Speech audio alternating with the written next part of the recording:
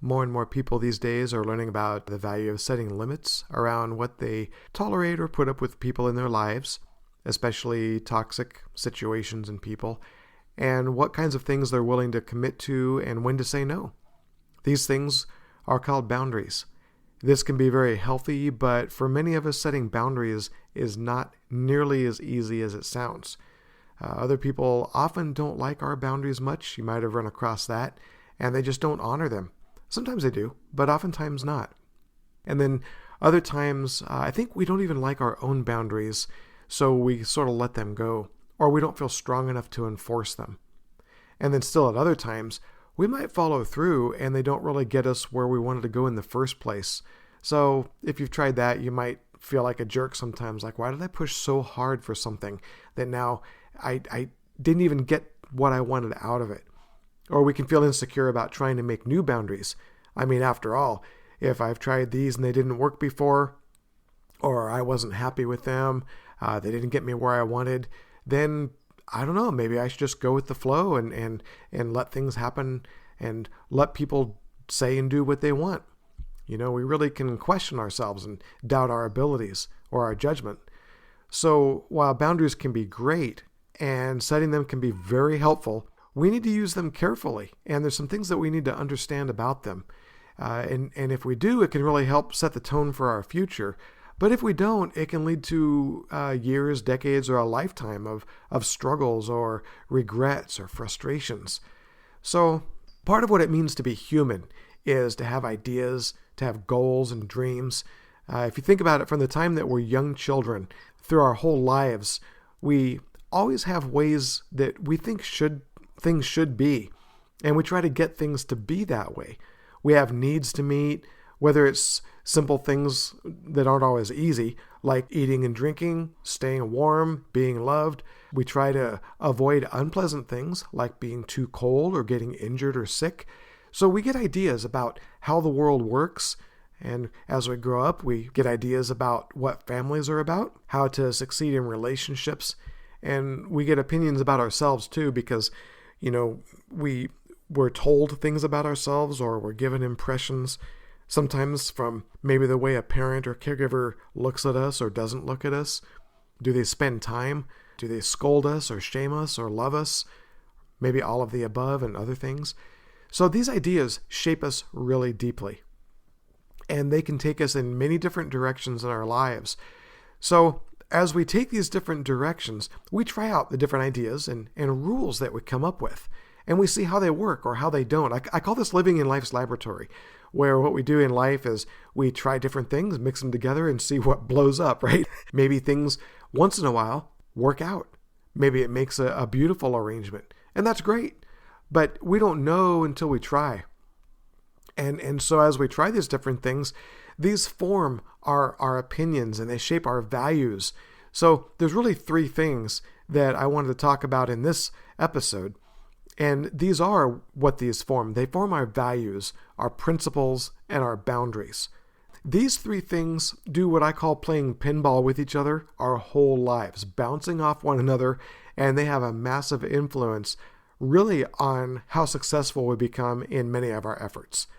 So let's look at these three things for a moment and see how important they really are to our survival.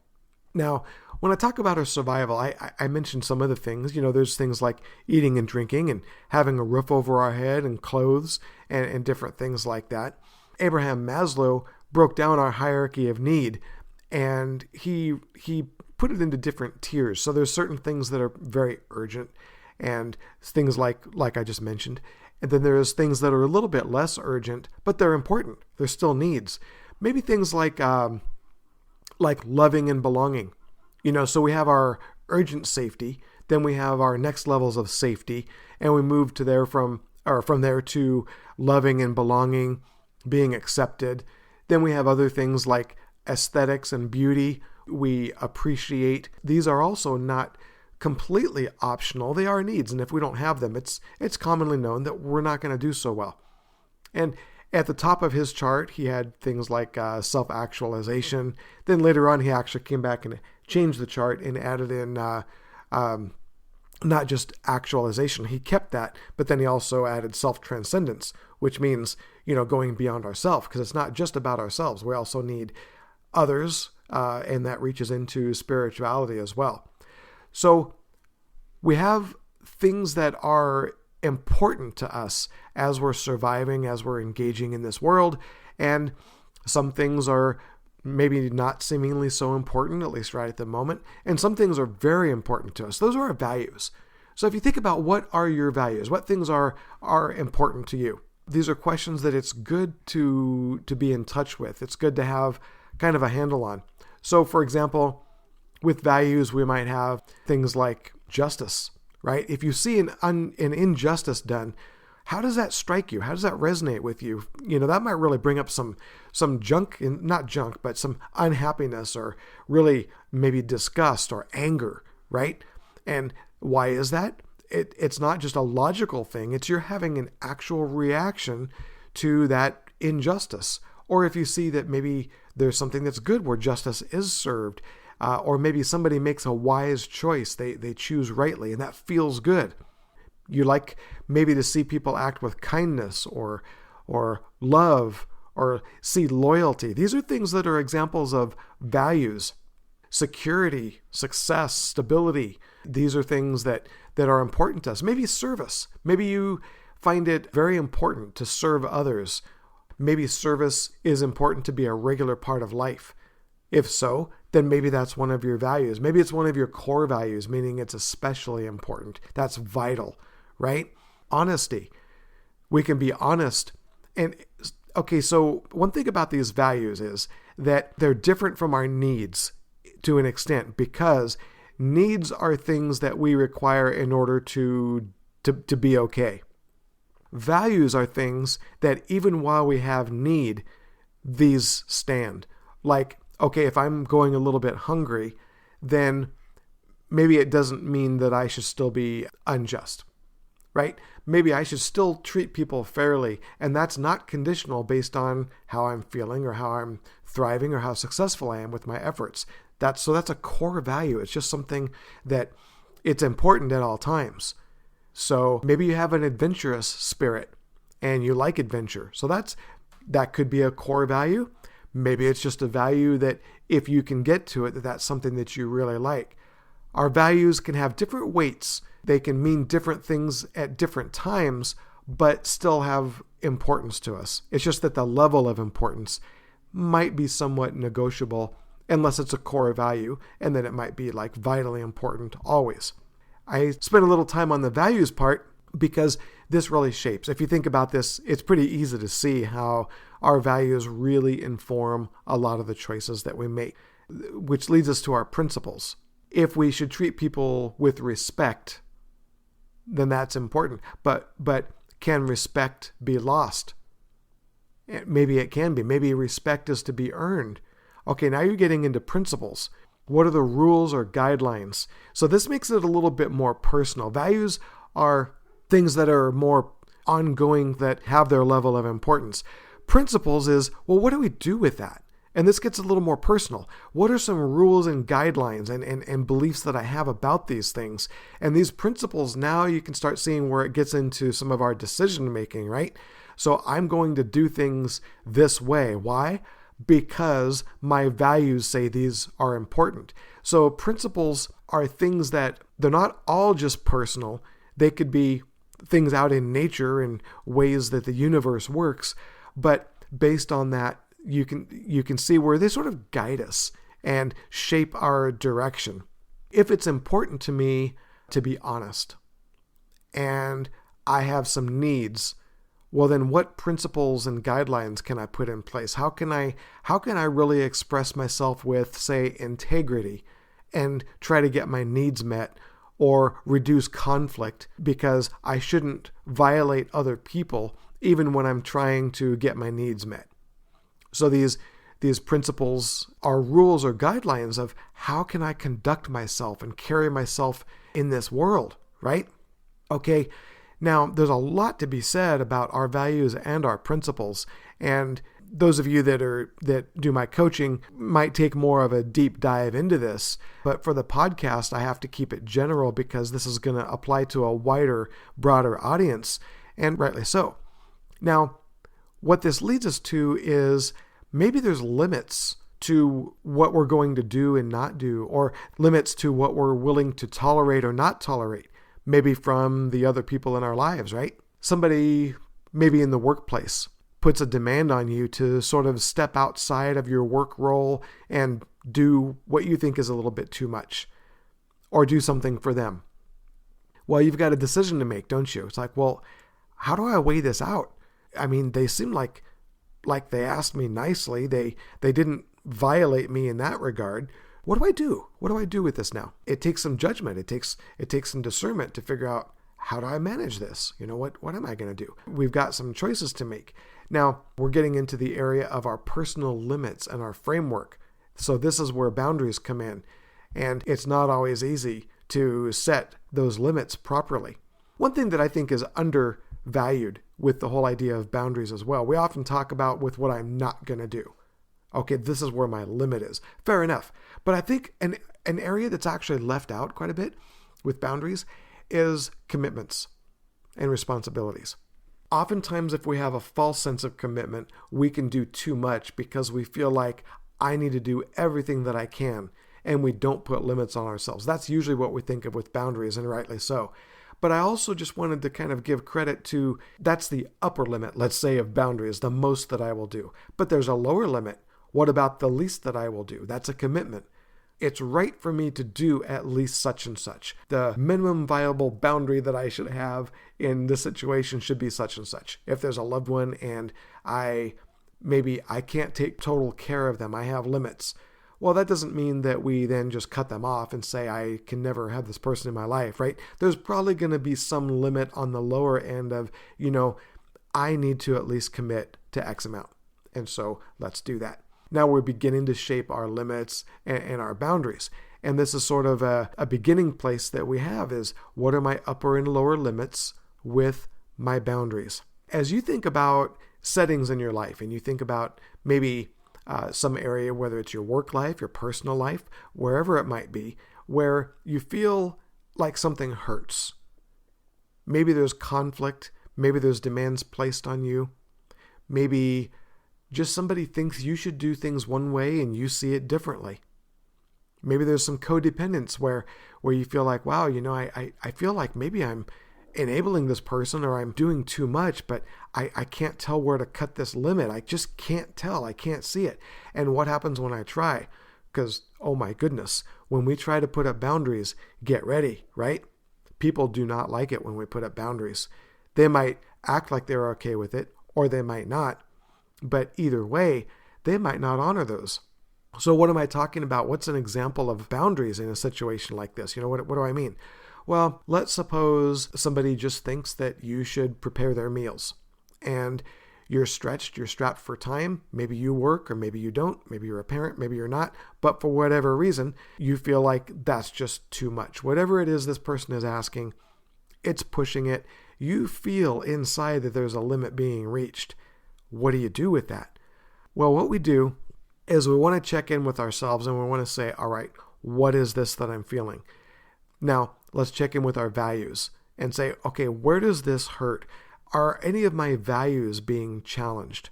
Like if I do what this person wants, I can't have a social life. Okay, so social life is important to me and this is pushing the limits of that. So I feel pain. Okay, now we're getting somewhere. We're able to identify the pain point because emotional pain is just not always easy to see. So one of the first things we want to do, the example you hear me say a lot, is to treat it much like we treat a splinter. Okay, a splinter is something that it might not be life-threatening, but it hurts really bad. It's small and it's identifiable because you can usually see where that little sucker is, right? So if we can treat our emotional pain like a splinter, then we can oftentimes make progress. Well, what might that look like in a situation like this? Well, it's asking, where does it hurt? Where's the splinter? Oh, it's in my finger. Where on my finger? What do? We look at it. We look at it intently. We hold it with the other hand and we give it all of our attention. And as much as we don't like it, as much as we don't want it to be there, we look at it. Because with a splinter, we know that we have to find it. Emotional pain, we don't always do that with. We don't want it there, but we tend to either think we just have to get rid of it or, pretend it's not there, live as if it's not there, but then that doesn't work, does it? So we're left with, okay, fine, what do I have to do about it? What we end up doing a lot of times is we overreact or underreact. Why? Because we don't know what boundaries to put up. Why? Because we don't know what principles are important to us, because we don't know what values are important to us. So we need to work this through. So let's go back and check in with where it hurts by looking at our values and saying, well, what area of my life does it hurt? Just like with the splinter, what area of my body? It's not my knee, it's my finger. Okay, that's a beginning point. If we're going to look at it, we have to look in the right direction at least. That's great. So where does this pain hurt? What is being expected of me that is so different than how I want to carry myself? What do I do with that? So my encouragement to you is to look at where does it hurt? What values? When you feel like saying, but, what comes after the but? Okay, and be honest. Be honest with that. Be straightforward. Maybe write these down and really go through and take a hard look at these. Say to yourself, when I'm expected, whether they're directly asking me or I feel this expectation, here's what the expectation is according to my understanding. And if that's the case, here's where it hurts. If I were to do that, here's what would hurt even more. So I don't know if I can do that. I don't know if I should do that. So begin to get clarity on this. As you look at your values of what's important, then look at, well, how bad is it? How bad is it if that value can't be met? Is the value more important than what's being expected of me? That might take some time to weigh it out. So we're getting into our principles now. A principle, again, is a rule or a guideline. Okay, so we've got our value. And so my value in this example is maybe my time, let's say my social life. If I do what this person wants, I'm giving up my life for them, or at least a part of it. So a principle might be, I shouldn't have to give up that part of my life. In other words, I should be able to have somewhat of a social life. And it hurts really bad to think that I won't get that. So the principle is that I have this value in my social life, and the rule or guideline or the principle is I should be able to have that at least somewhat in my life. And then we start negotiating with ourselves, well, what parts of that are the most important? Is there a particular person in my life, or is it that there isn't? And I'm afraid that I'll never get to have that if I give too much of myself to this other person's expectation or this other family's expectation. It could be a group. Who knows what it might be? The workplace, right? They want me to work 25 hours a day and I just can't do it. Go back to the values and go back to your principles, the rules or guidelines, why things should be a certain way. And how does this affect that? How does it violate that? Now you're starting to get into the area of your boundaries. And what you're going to want to do is get clear with yourself and really put some limits. Here's the most that I think that I would be willing to commit. And maybe it does mean, I really think I should commit to this person, but I can't do it forever. Okay, well, what's that going to look like? I can care for this person for a certain amount of time, or until a condition changes, or until somebody can help out, but here's how I'm going to actively seek that. You're going to put some parameters that you're going to seek. And what that means is that you're going to need to express that to get it clear in your mind. And it's got to make sense, and it's got to fit within the world that you live in and with your values. So if you say, I can't help this person with a long-term disability because they're in my family, but that would keep me from finding a loved one, from finding a partner, or it would pull me away from my existing partner. Okay, then what are you going to do with that? What do you want to communicate to this other person? And here's one of the big keys I wanted to leave you with about boundaries. You might not be able to expect anything from the other person. This is about your boundaries, not theirs. So if you feel like people trample over your boundaries, because they typically do, it's usually because you say, here's what I need. I need you to stop doing this, start saying this, whatever it might be. You're placing a demand on them. It's probably not going to happen. Or you say, here's what I need more space.